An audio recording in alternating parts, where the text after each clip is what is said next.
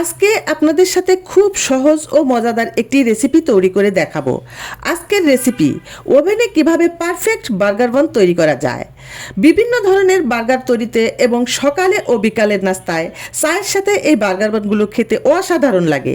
প্রথমে আমি 1 কাপ কুসুম গরম দুধের সাথে 1 চামচ ইস্ট মিশিয়ে নিয়েছি। আমি এখানে 2 কাপ ময়দা নিয়েছি, আপনারা চাইলে আটা দিয়েও করতে পারেন। 1/3 কাপ চিনি, স্বাদ মতো লবণ এবং 1 টেবিল চামচ রান্নার তেল নিয়েছি। এখন সব উপকরণগুলো ভালো করে মিক্স করে নিব। ভালো করে মেশানো হয়ে গেলে ইস্ট মেশানো কুসুম গরম দুধ অল্প অল্প করে দিয়ে মাখিয়ে নিতে হবে। একবার ঢেলে দেওয়া যাবে না। যখন আঠালো ভাব চলে আসবে তখন 2 মিনিট রেস্টে রেখে হাতে তেল মাখিয়ে ডোটাকে ভালো করে মাখিয়ে নিতে হবে। ডোটা যখন দেখবেন এরকম হাতে লেগে যাচ্ছে না, তখন এটাকে 1 ঘন্টার জন্য রেস্টে রেখে দিতে হবে। হাতে একটু তেল নিয়ে এর উপর দিয়ে মাখিয়ে দিতে হবে যাতে ড্রাই হয়ে না যায়। ঢাকনা দিয়ে ঢেকে দিলাম।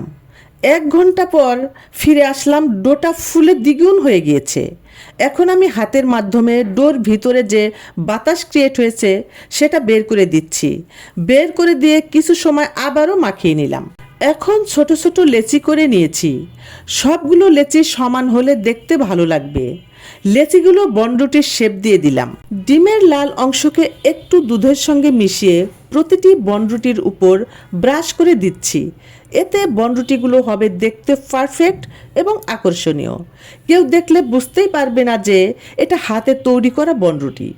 এবং এর উপর দিয়ে কিছু সাদা তিল দিয়ে দিলাম ডেকোরেশনের জন্য, যাতে দেখতে একদম আকর্ষণীয় লাগে। না দিলেও কোনো প্রবলেম নেই। রেডি করে ওভেনে দিয়ে দিলাম 150 হিটে রেখে 25-30 মিনিটের জন্য।